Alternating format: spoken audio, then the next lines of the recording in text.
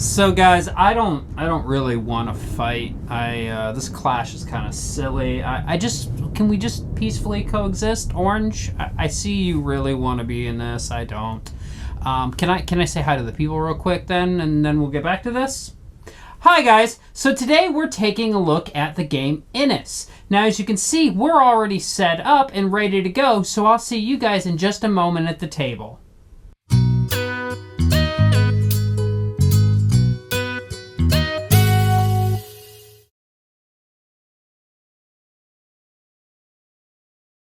So Innis is played over a series of rounds, and each round contains two phases. You have the assembly phase and you have the season phase. Now in the assembly phase, the first thing players will do is determine who is Bren. The Bren is the player who is currently chieftain in the territory containing the capital city. From there you're going to check for victory, and that is as simple as seeing who has these pretender tokens and if they still meet that victory condition, and we'll discuss how ties are handled later. After that, you're going to take advantage cards. Now, advantage cards are these cards, and they depend on where you are chieftain. In order to be chieftain, you need to have a clear majority within. So in the case of this, the blue player currently does have a majority within the valley, and so he would take this valley card. In the case of the forest here, however, no one has a clear majority, therefore nobody would take that advantage card. From there, the Bren is going to flip the Flock of Crows token, and this will determine which way play will go in that particular round. After that, now it's time to prepare for the season phase. In a 4-player game, the Bren will randomly shuffle these and remove one card from, and then pass out the rest of the cards equally. Then you will have a draft phase. In the draft phase, players will have their cards in their hand, and initially they will select one card to keep, passing the other 3 cards over. Then they will receive 3 cards. Now the cool thing here is they're not tied to the card that they originally kept. If perhaps they did not want to keep that card now, they actually could, when they select 2 cards to pass, take that card and pass it, and then receive 2 new cards. Once they receive those 2 new cards in, they will select 1 card to pass, and they will receive 1 card, and that will be their hand for the round. At this point, we are done with phase 1, and we'll move into phase 2. Now, phase 2 is where the actual action of the game will occur. So let's take a look at how that's played out. Phase 2, the actual season phase, is when you will be playing cards in order to actually move your clan's members throughout the territories. Now to do this, you will just simply play a card from your hand, but you are looking specifically for cards with this symbol right here, known as a season card. A season card may be one of these, or it may be an advantage card as well, if I can find one. An advantage card here having that same symbol. When you do this, play the card, you will take the action on the card. For example, in this card, it is to choose one territory, and you move one or more of your clans from the chosen territory to one or more adjacent territories. Therefore, I can just choose this territory and move from one or more territories. Once I play this card, I pass it. Now, one thing to note is you will notice this symbol. Now, this symbol on a card does mean it can cause a clash. I'll discuss clashes here in just a little bit. Now, another type of card is known as a Triskel card. Triskel cards contain this symbol right here, and Triskel cards simply are played as a reaction to something else happening, whether that be you played a card yourself or somebody else at the table played a card. Now, another action you can do is to simply pass. In passing, you are not stating you are out, you are only stating that you don't want to do anything at this time. Other players at the board will have a chance to take actions and make moves, but when it comes back to you, you can take an action again. The round, however, will end if all players pass sequentially in order. Now the last action that you can do on your turn is to take a pretender token. Now a pretender token does not guarantee victory. This is simply stating that you have met one of 3 victory conditions. Now I'm going to cover those victory conditions real quick. The first victory condition is that you have control over 6 opposing clans. So in our example here, blue currently has majority in this territory, so the blue player does have control over these 3 opposing clans. In addition, blue has 3 here and 1, so blue has control over this clan. However, that's 4. So what I'm going to do is make a slight change here and set it up like this. So now blue still has here, and blue has here as far as controlling, and they have control over 6 opposing clansmen. So therefore, they have one of the victory conditions. Now another victory condition is to simply have your clans people in 6 territories. Simple as that. When 6 territories are out, you have at least one person present in 6 territories. The final one is to be present in territories that contain at least 6 sanctuaries total. So in the case of this one, there are 2 sanctuaries here where blue is present. There are 4 sanctuaries here where blue is present, so blue would meet this one. Green is only present where there are 4, and orange is only present where there are 2. But in doing so, you state that you have met a victory condition and you take a pretender token. As I stated earlier, the second step in the first phase, the assembly, is to check for victory. So going back to that for a minute, if you check for victory and a player still has this, a player has taken this token and they still meet one or more of those victory conditions, they would win the game.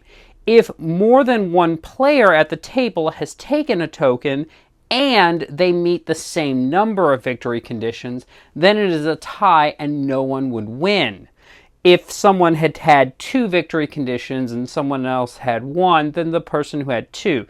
Now there is one thing that does break ties, and that is the Bren. Whoever is the Bren, if they are involved in a tie for victory, they do break it and will be the winner. As I stated before, sometimes when clans move into another territory, this can cause a clash.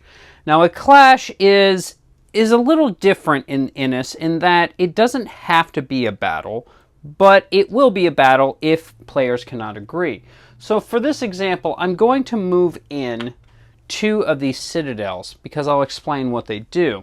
So let's say that blue moves in here as a card that they have played.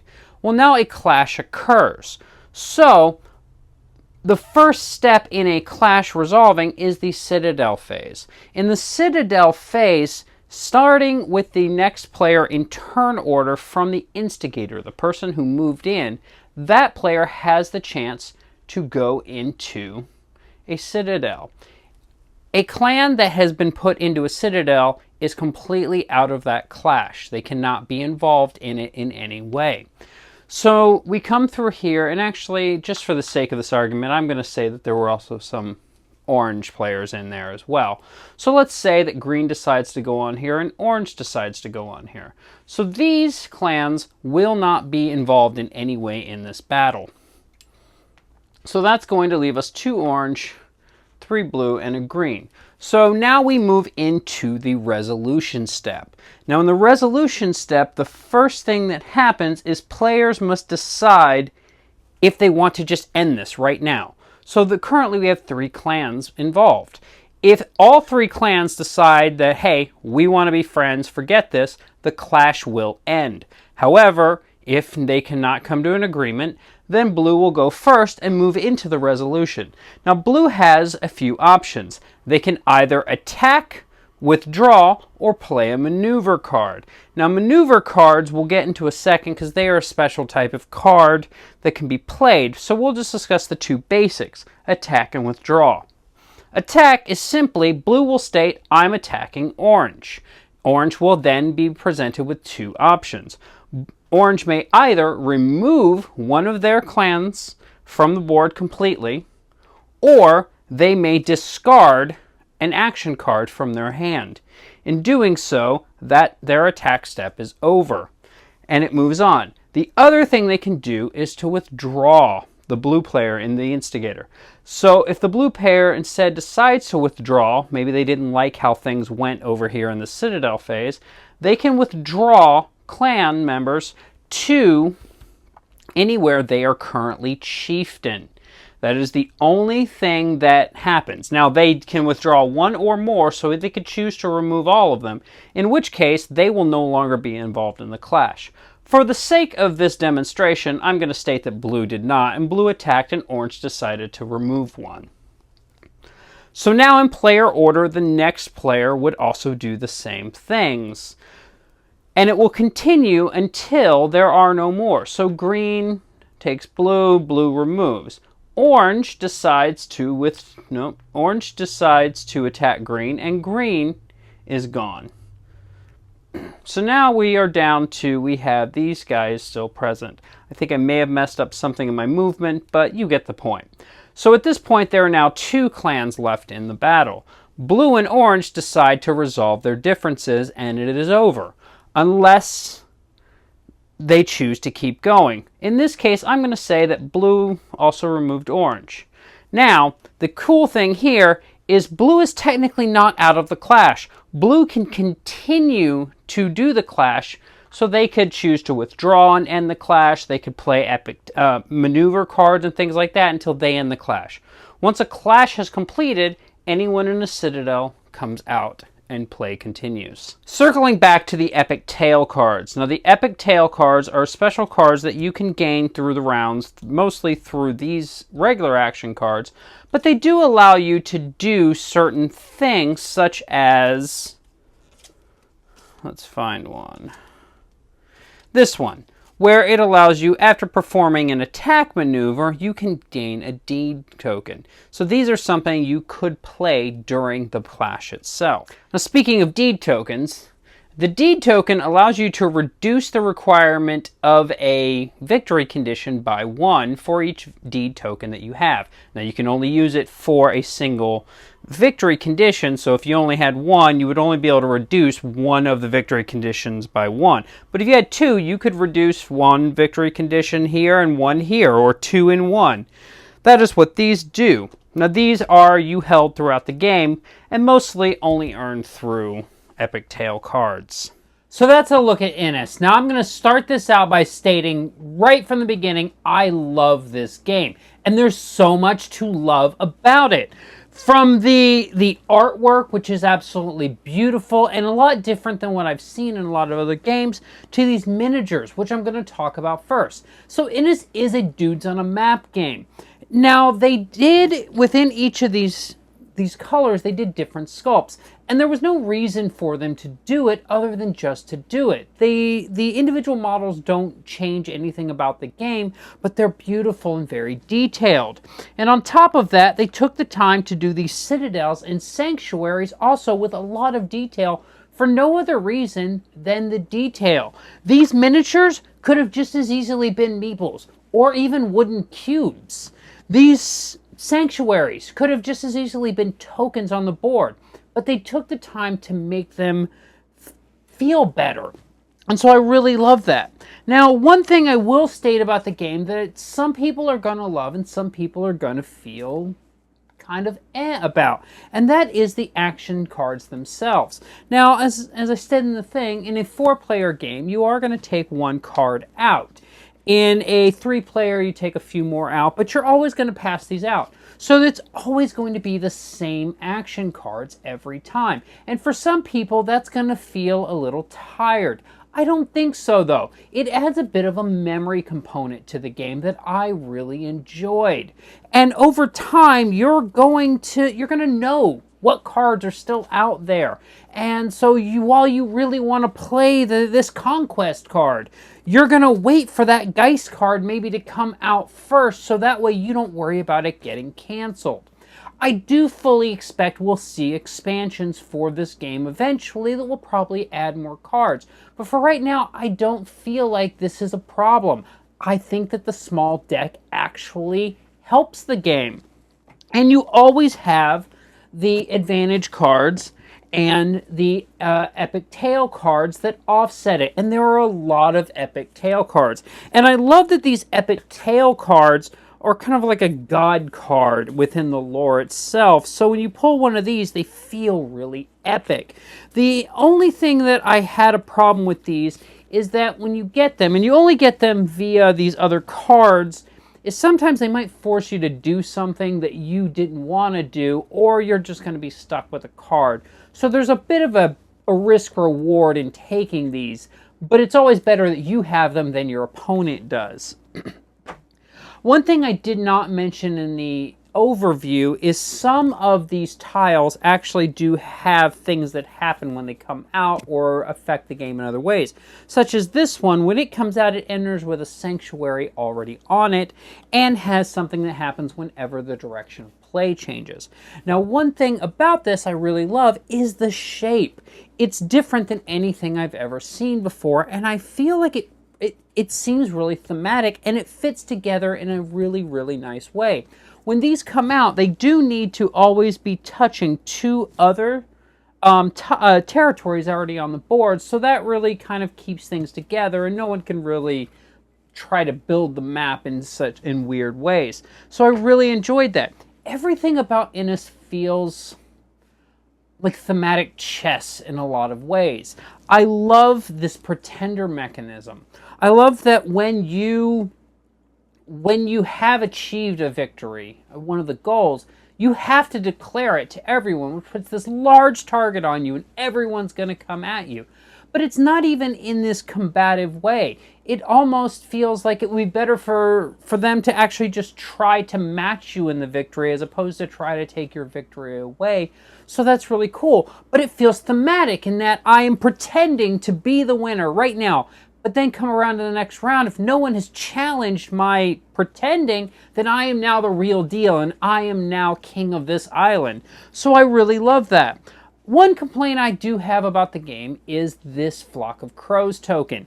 It just doesn't flip very well. It's a very light chipboard like the rest, and I haven't seen any game where anyone enjoyed the flipping of it. It always seems to flip to the same side in ours, and I really don't have any science to back it up, but I would have liked to have seen this be something heavier that can actually feel like it flips.